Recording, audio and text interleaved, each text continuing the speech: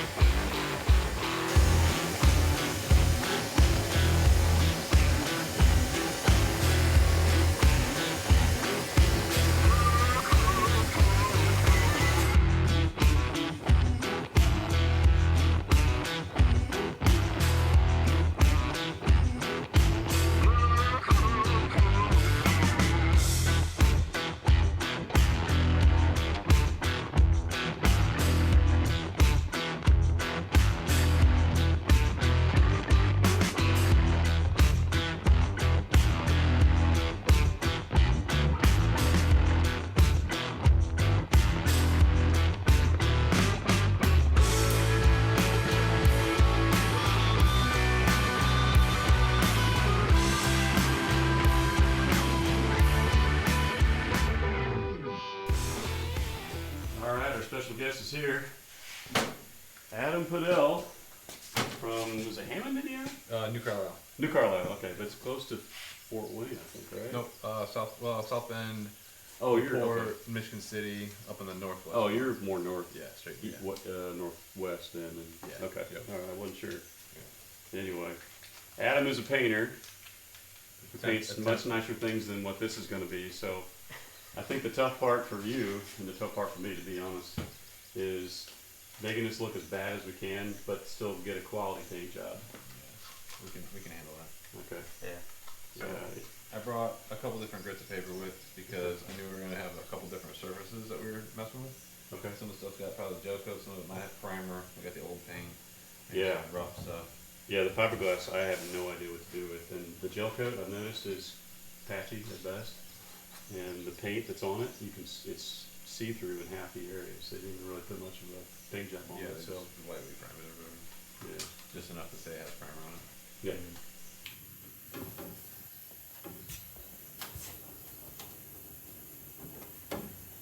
Pretty thin as possible. I feel like you're the fiberglass whisperer.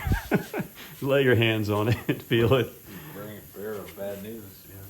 Yeah. It's not super thick either. It's pretty thin. I could stick my finger right through that part. Oh, great. Yeah, it's a lot thinner than I thought it would be. Oh yeah. Holy cow. Never noticed that. Yeah, that was literally the first thing I grabbed. So what that's going to need to be do is lightly sanded from the backside Okay. and just reinforced with even if you just put Duraglass on that to thicken it up. The best way to do it would be fiberglass resin and matte. If you have that, We do. we do. Okay. Yeah. Take this over, flip it over, just scuff that up on the backside and put a patch on there enough that it'll give it some strength. Okay. Yeah. They probably, honestly, when they were building it, they probably just kind of missed that corner spot a little bit. And the rest of it feels pretty good. I mean, as far as it's thin, it's light, but That's so funny. I've handled this thing 100 times since we got it, and I never noticed that. And that's the first thing you went to. I was joking about you being the fiberglass whisperer, but I think there might be some truth to it.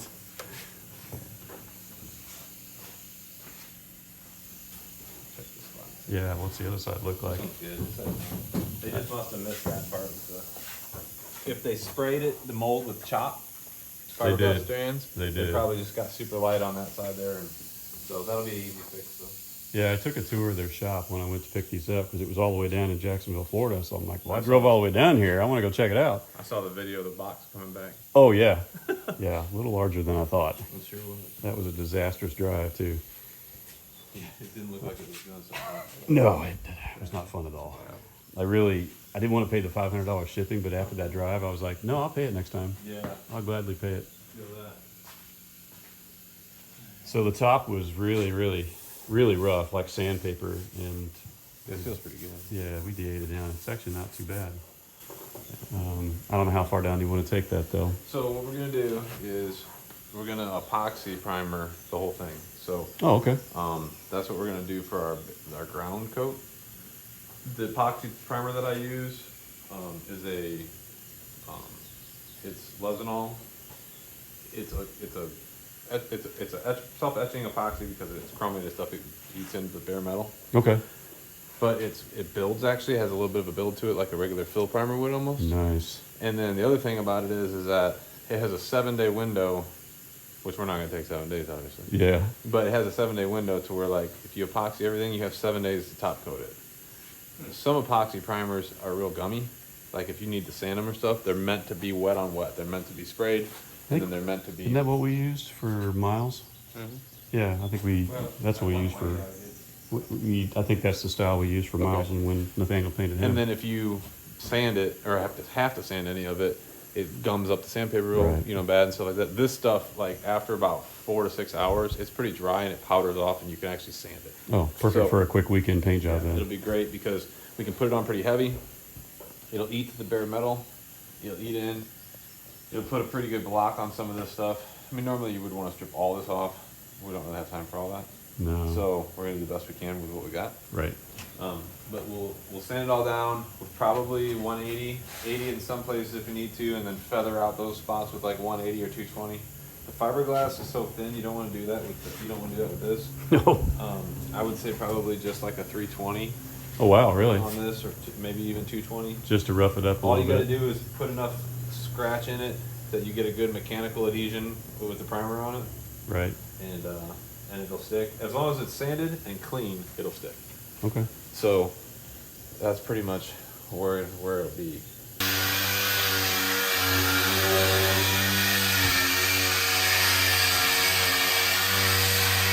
All the way out.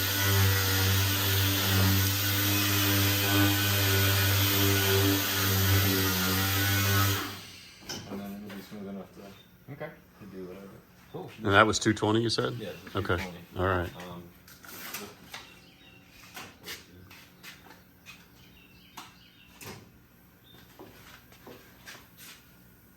This is still 220. Yeah. So you recommended that for the fiberglass too, right? Yeah. Might be able to use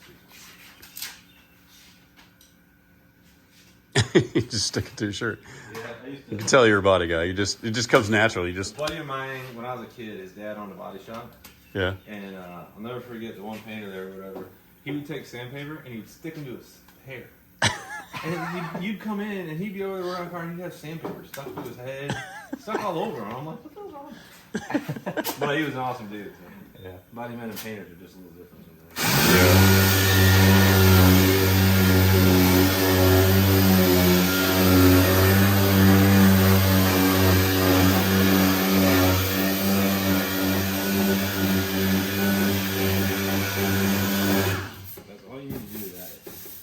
That's it, huh? That's it. And if you quit moving this, if you stop the DA and you do that, it's gonna put low spots in it. Okay. Fiberglass is already wavy, so you might not see them. Right. But like, or if you go up here and, because we're trying to prime over this without really putting body filler on it stuff.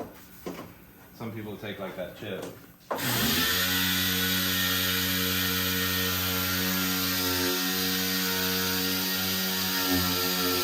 And you're like, that's feathered out. So when feathered out, all you do is just create a crater. Yeah. You know what I mean? So you have to take that out.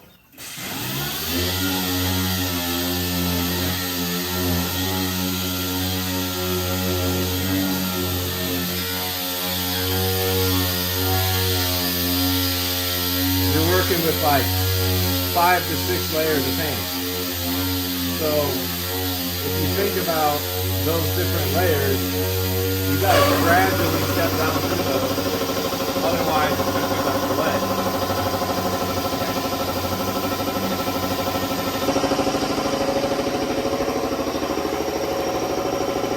Oh, okay.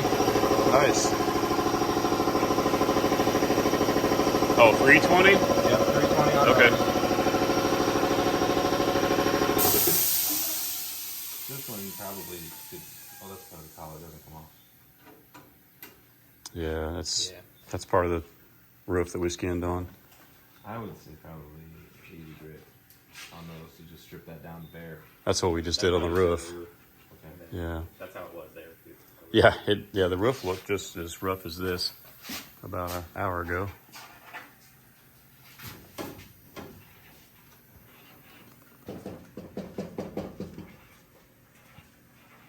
That's a good idea. Never thought about I try that. to do that on a lot of stuff just to make sure that if I'm trying to give somebody direction. Yeah, be careful. I'm just always. I'm about ready to take these off anyway and get them out of the way. I was going to ask your advice on that here later because I got to resin these things and then they're going to get painted as well. Are they the size that they need to be now? Yeah.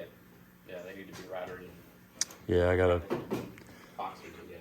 yep, route the edges, sand them, and then just run the resin over top of it. And then I've never done resin on wood before, so I don't know if you can, I think you can sand it, right? Yeah. Somebody told me one time if you take wood glue and Oh, and fill in the cap so it doesn't soak in. a cap, yeah, and then you can sand the wood glue smooth and then go over the top of that. Oh, really? I'm glad that. Well, I actually waited to do anything on this because I wanted to know if you had any experience with messing with wood. Because I painted a set of bar stools for somebody one time, wooden bar stools. yeah, I painted them gloss black and cleared them and everything. no kidding. Yeah, no, they turned out amazing. They took for absolutely freaking forever. Yeah. But they looked like a piano when they were done. They were so glossy. Oh, It was really cool. well, these will be yellow, I think. Right? Is that the color you're going to go with? Yeah. Okay. Not looking for piano gloss, but just nice. And this is not the marine grade wood that they recommended because I didn't want to spend $110 on a sheet of wood. I spent $60 on cabinet grade instead. This is the stuff we used when we painted Miles. It's just kind of the leftover stuff. All right, so here's 220. You can do like a lot of hand sanding corner stuff with that.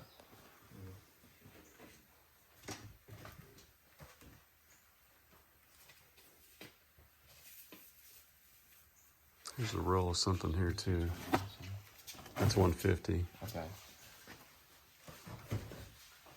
You could, I mean, since you have this, I would probably use this where I had you put the 220 stuff. Okay. Let's try a section of this real quick. Yeah, why? So we haven't figured out what we want on the side of the door yet, to be honest.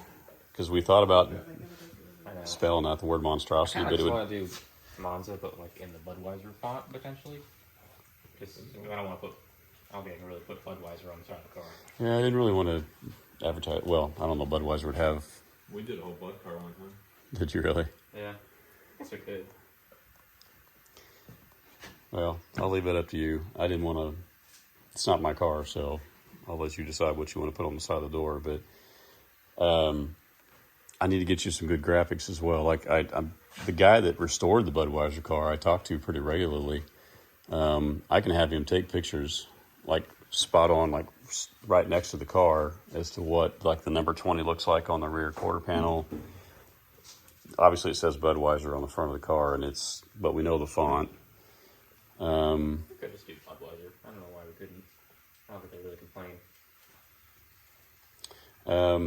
The rest of it is just a kind of an Evel Knievel looking number 1, red, white, and blue number 1. It's on the hood there, and I need to get a better close graphic of that for you so you know what that looks like, so you can create a stencil for that, because that one's going to be the most difficult thing. But that is the coolest part of the car, though, because that number 1 is like iconic. Okay. Like one of the very first Econs had that on there. And then there's just a lot of yellow, red, and blue taped off. We'll just tape all. We'll paint all that. Yeah. But stencil-wise, it's just the number 20, that number 1, whatever goes on the door. And then if you want to put your name above your door like a race car driver does, we can do that. Yeah. And I don't think there's anything on the back. Well, you can put some, they usually have stuff on the rear wing. So if you want to put a sponsor or something like that up there. The other idea is how we got people on board for this project was kind of like they do in NASCAR. It's all going to be stickers right here of all of our sponsors on this part of the fender. So that'll just be stickers. That's not an issue. But paint-wise, we could do something on the side of the spoiler. That was pretty common thing back then as well. But that's up to you. You get a decal made, like the rendering you sent me of the car, and you put it on the spoiler. Art imitating life, imitating art. Yeah. That's going to be cool. Yeah. Yeah, we decided to keep the Corvette dash, too, just to throw people off. Because they're like, oh, cool, Monza. Wait, what? Yeah. Well, it looks like a freaking spaceship in there. Yeah, the right off that's in there. So. Yeah, I like the wraparound dash. The later C4s from like 90 on up had that cool dash. And we're keeping the Corvette seats, too. We'll weld a crossbar in there. We've got a 5-point harness, and we'll make it as race car-ish as possible, but while still making it, I don't know, long distance capable. It'd be cool to take it on power tour, but we'll see how rough this thing is once we get it done. Yeah. All right, that was just a quick visit with Adam. I didn't film him leaving the last conversations because that would have been a little bit weird. We were just grateful that he drove all the way down there. It takes him 3 hours to get here, and he just did that for just a quick visit to get us an idea of what we needed to do to get this thing ready. And then he will be back in 2 weeks to paint this. And we'll outfit this entire bay right here with some Bisqueen. And I think we're going to use the second bay as well. So that means we got to get Miles up and running and get him out of that bay, because we're going to take the panels off the car and put them on stands and paint them separately while we paint the car over here. Just gives us a little more room to work as well. So very grateful to Adam for coming here. And can't wait to see him again when we finally paint this thing.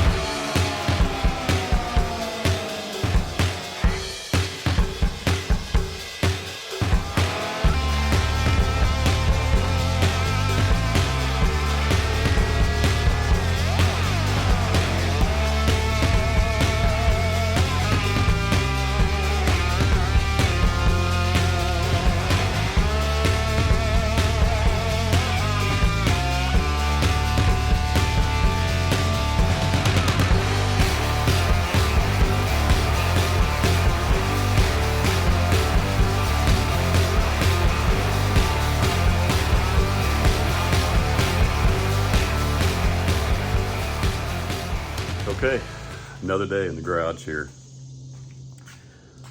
Really not feeling that well today, but I got to get something done. It's a Saturday.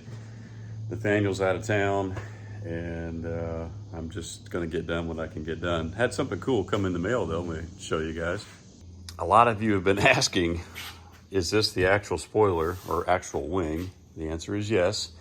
I'm going to try to route the edges and then put resin over the entire thing and seal it up really good. But the foil wing that connect the two, people were asking, well, what are you going to do for that? Well, there it is right there. I had a suggestion from a good friend of mine, Michael Hunt from Treadwear. We were talking about this one day on the phone, and I looked into an actual like metal spoiler made by a professional wing company. I can't remember the name of it right now. I'll put it down below here once I remember it when I'm editing. But anyway, I looked into it. The price was just way prohibitive. So Michael said, well, why don't you just go on Amazon and find the cheapest Chinesium wing you can find for some racer car out there and just use that. So I did. So I found this thing. I wanted a dual foil wing because that's what was on the original Decons back in the day.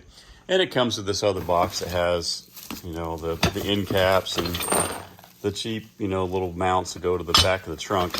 I'm not going to use any of that. All I needed was these two foil wings right here to mount in between the two wings.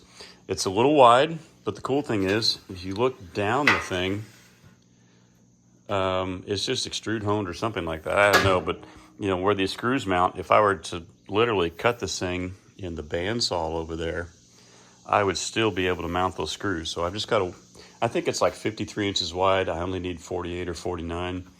So the cool thing is I can cut these and they work great. And the best part, this whole kit cost me $55. That's it. So thank you, Michael Hunt. Appreciate you, buddy. You saved us a lot of money and a lot of effort. And in keeping with the budget theme of this car, that just fits perfectly. Now, this whole thing, once it's done, once this is covered in resin and smoothed out, and this, once it's assembled, is all going to be painted the same color. Going back to the rendering, you'll be able to tell. I think we're still going to stick with the color scheme of the rendering. So if we do, that means all of this is going to be yellow to match the Al Holbert number 14 car. So yeah, I'm going to work on that today because we're going to be painting this thing in about 2 weeks here in the garage. And so there's a lot of work that's got to go into that to get that ready. The other thing we got to do, at some point you'll see this episode soon, is we got to get Miles done and out of here because we really need both bays to do the paint job. We're going to take all the panels off, spray them separately in the other bay while we do the car over here, put some bisqueen around the garage to kind of create our own little paint booth, have a big fan that pulls in air on one side and pulls it out the garage door over there. So that's why I'm really stressing out about getting stuff done. Not only do I have that to get done in the next 2 weeks, at this point where I'm taping today, we have a month and a half to get this entire car done. I still have an engine to build. I still have brakes to build. I still have a transmission to figure out. I'm starting to feel it, guys. I'm really starting to feel it. I'm thinking that maybe the last couple weeks of August, maybe the last weekend of August, right before we have to be at LS Fest, I may have a big thrash party here at the house and invite some friends out here because I don't think we're going to get it done otherwise. I think we're going to get it close. It might be a good display model to hang out in the Holly booth, but I don't want that. I want it to be running and competition ready because we are supposed to be in the Grand Champion competition at Holly LS Fest, which means we're autocrossing it. It's a triple S, which is speed, steer, stop. We're drag racing it. There's a road course. There's a car show. There's an actual drive around town. All of that has to be done and ready so that this is a working, driving, functional car that passes tech and is safe for my son because I don't want to send him out there in a car that's been completely untested. Well, it will be. Let's just be honest. But at least it passes the safety test here at home before he goes out and does 100 and some mile an hour in this thing around corners.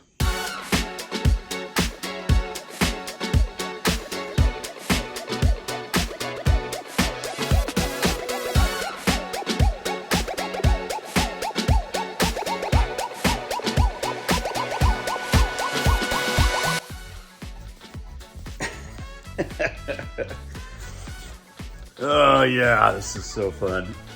Oh, I'm eating this stuff too. Well, it's turning out pretty good so far. Here's what the edge used to look like. This is what it looks like now. I'll sand it and smooth it out. But that ain't too bad.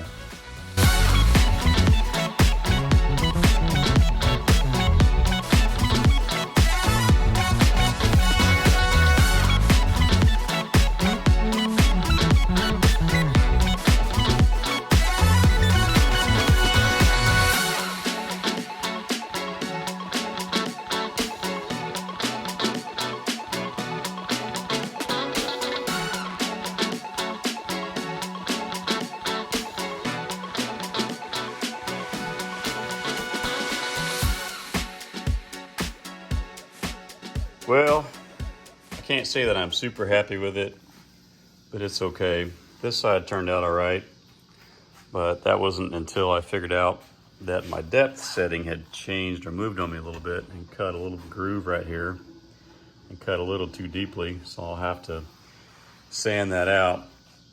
And then I boogered up this corner here a little bit. Focus, there we go. You see what I did there? I just kind of bounced around the corner a little bit, so I got a lot of sanding to do to kind of smooth that out. Day 57 out here in the garage, and I'm gonna work on the wing tonight. But first, I've got to get this steering column. I wanted to show it to you before I put it over there on the shelf, but this is our steering column from I Did It. This is one of their pro columns.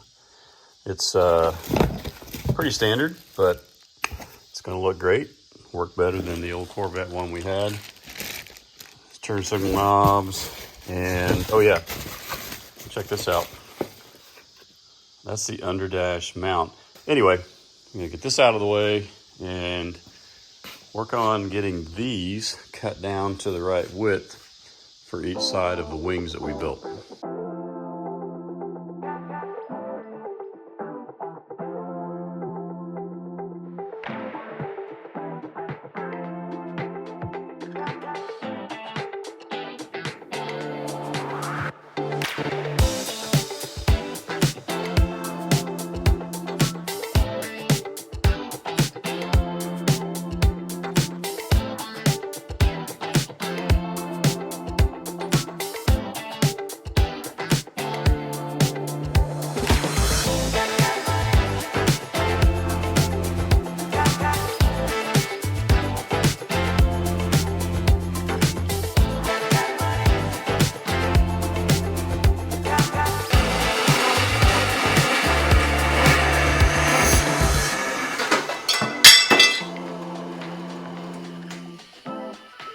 Holy cow, I couldn't even see what I was doing. My glasses fogged up. It's so humid out.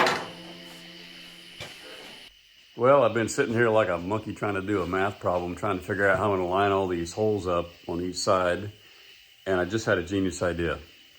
Just for reference, each one of these has a screw hole that has to be perfectly placed, the right space apart for each, and then also have to be exactly on the same spot on each side. And I was kind of worried about how to do that. And then I got to thinking, this is part of a larger kit.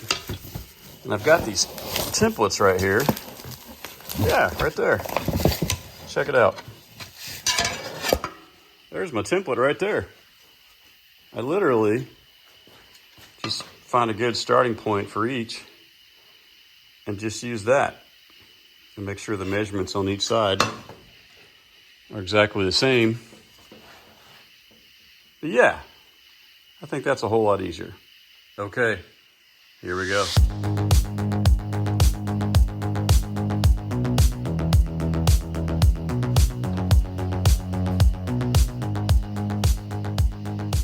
The thing that I notice is that compared to a normal decon wing, these elements were much larger. I don't have larger elements to use or to choose from right now until maybe we can order something from 9 Lives Racing, maybe down the road. But for our budget, for our purposes right now, I think that looks pretty good. And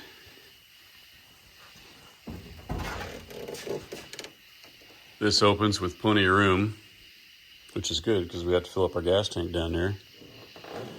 So we just duck underneath this, fill up our gas, duck back under again. We're good to go.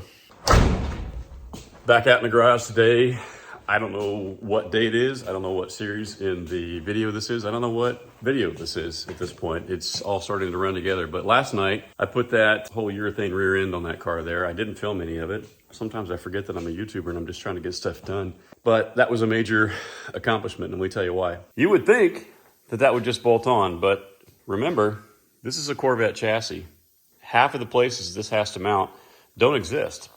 Not only that, but I've built so many Monzas now that there's Monza-specific metal pieces that go in between the urethane there and there and there and there and there behind the head tail lights, which you can't see, that I've run out of.